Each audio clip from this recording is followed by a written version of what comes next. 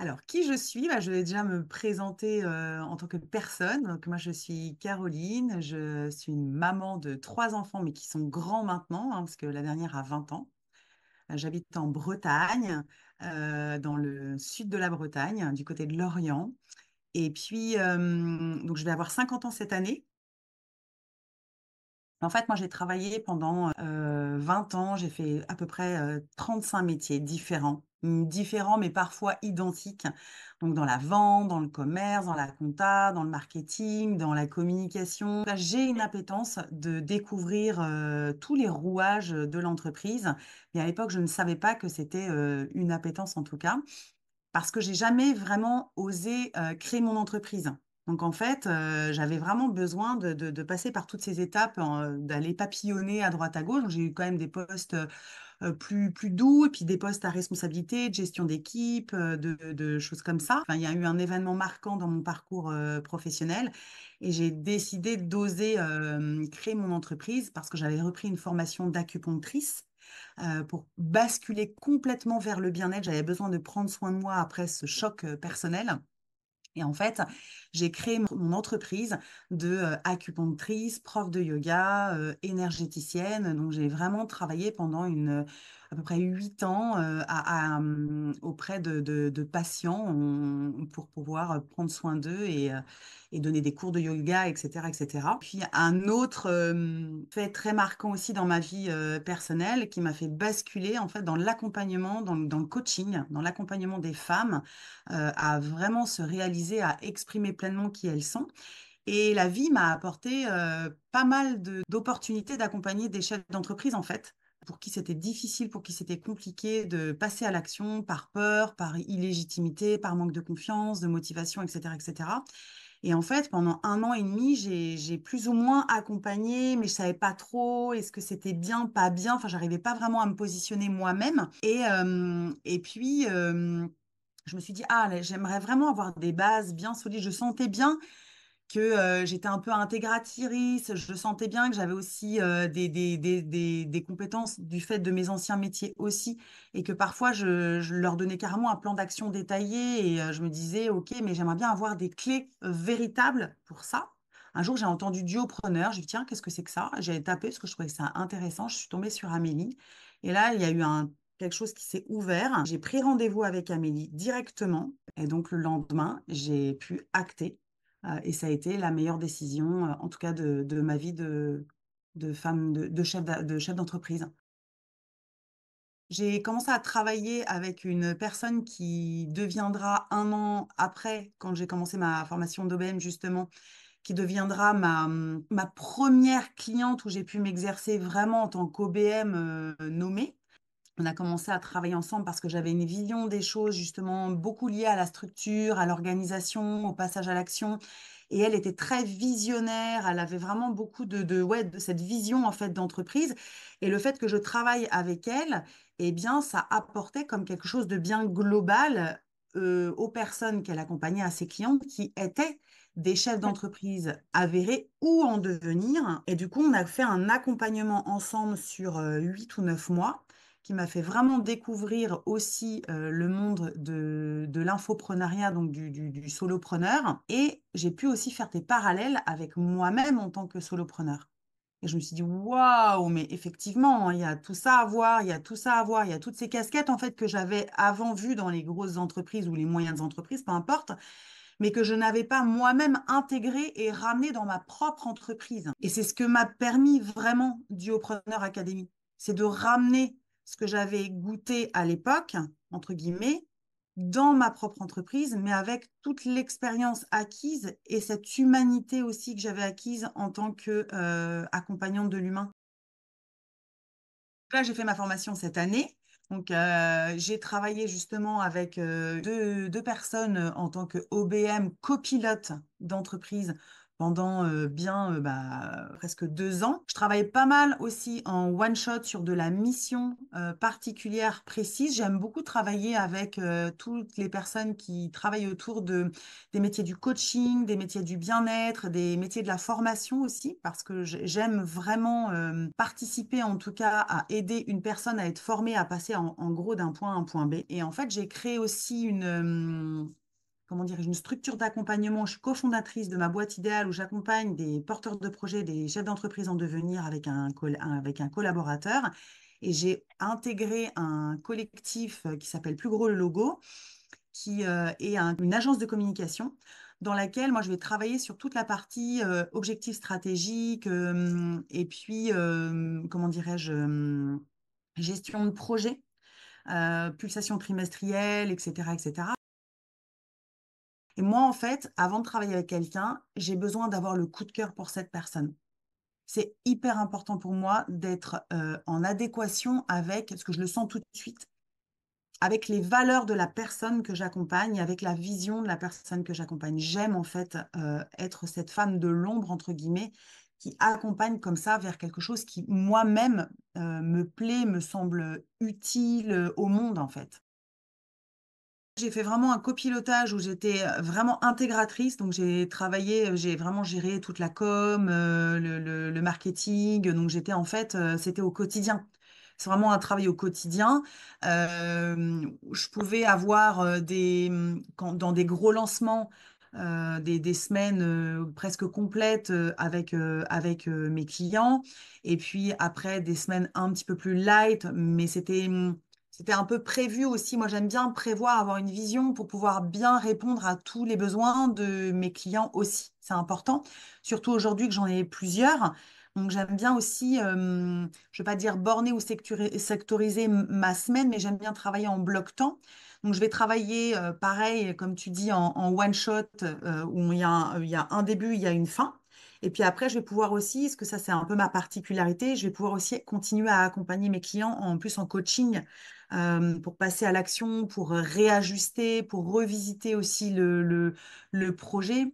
J'aime bien voilà, travailler comme ça. Donc, ça va être du bloc-temps et en même temps, ça va être un peu tous les jours en fonction du projet que j'ai à superviser ou à travailler. C'est pareil, si je dois être en lien avec les équipes, eh bien, ça va être une réunion par semaine. On va définir, en fait, je vais définir avec le chef d'entreprise, c'est quoi ses attentes, c'est quoi ce qu'il souhaite, et puis moi, c'est quoi aussi euh, les recommandations que je peux faire par rapport à ce que je ressens et qu'est-ce qui est bon pour moi aussi dans la gestion de mon planning. Parce que je pense que c'est important, comme on dit qu'on est un duopreneur, c'est-à-dire qu'il y a un entrepreneur, moi je suis aussi un entrepreneur, et comment est-ce que les plannings, en fait, ça colle, ça match au service toujours de dérouler le fil conducteur de cette entreprise et donc aussi de la mienne.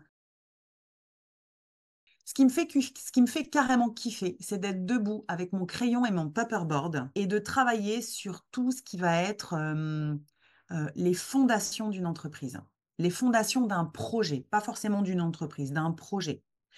Donc, jusqu'à définir les objectifs stratégiques pour pouvoir atteindre et mener à bien ce projet. Donc, on est clairement dans une pulsation trimestrielle ou une pulsation annuelle ou une pulsation de projet. Et ensuite, travailler un board de projet pour pouvoir avoir quelque chose qui soit propre, qui soit beau, qui donne envie, qui soit clean.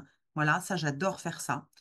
Et j'aime énormément travailler avec l'humain, aider l'humain, l'accompagner. J'aime énormément prendre soin d'une communauté, prendre soin de l'humain. Je pense que j'ai un super pouvoir quand même, c'est de voir en l'autre, que l'autre en fait peut se voir avec les questions que je vais pouvoir lui poser, avec un truc tout enfoui et tout. Je vais aller poser une petite question et clac, on va ouvrir une porte. Et la personne, en général, ça fait oh, ah ouais, je peux faire ça. Ah oui, c'est possible.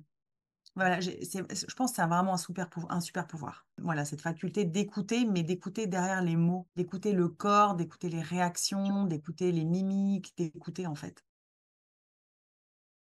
En fait, ce qui a été hyper compliqué pour moi, c'est que je voulais me mettre dans une boîte, dans une étiquette. Je suis ça, je suis ça, je suis ça. Et donc, en fait, j'allais chercher une légitimité d'être ça tout le temps. Et ce que j'ai trouvé dans cette formation, c'est que je peux être plein de choses, mais juste qui je suis et d'arrêter de me mettre dans des boîtes.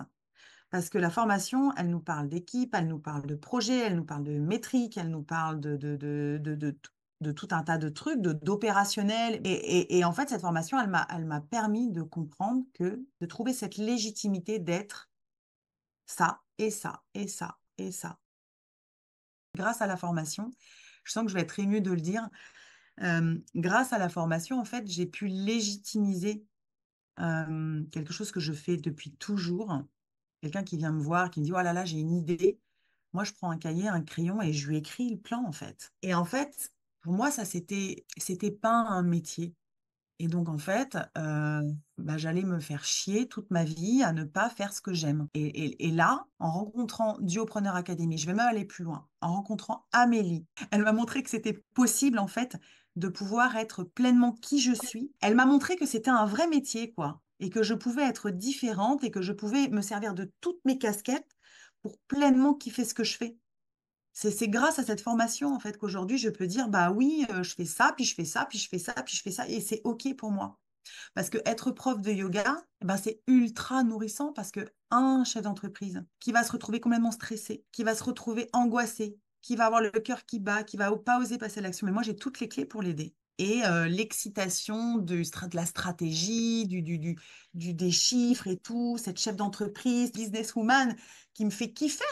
Donc, c'est comment j'ai fait rejoindre mon monde d'avant avec le monde du prendre soin et clac, grâce à la formation, j'ai réussi à amener les deux. Et je trouve ça extraordinaire. C'est quand même vachement canon. Il y a la communauté où j'ai pu trouver des buddies super, où on a pu avoir des discussions où j'étais perdue, où je savais pas, où c'était compliqué pour moi, j'avais du mal à comprendre en fait qui j'étais quelque part dans ce métier d'OBM. Hein. Beaucoup avec Catherine, on se voyait toutes les semaines, donc on faisait des échanges bien sûr, toutes les deux, c'était pas que pour moi, mais elle m'a beaucoup aidée, elle m'a beaucoup fait un reflet aussi, un regard. Et j'ai fait une pulsation trimestrielle avec Jenna et m'a fait un retour parce que cette pulsation, j'ai utilisé tout moi en fait. Pas que la pulsation, j'ai utilisé un peu de coaching, un peu d'énergétique, un peu de tout ça.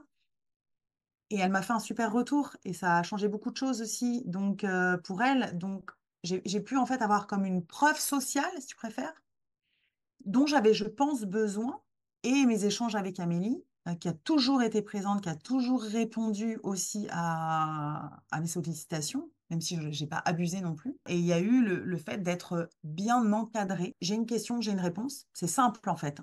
Dans cette formation, tu as une question, tu as une réponse. C'est un truc de dingue. Et je ne vais pas te dire dans les 24 heures, mais presque.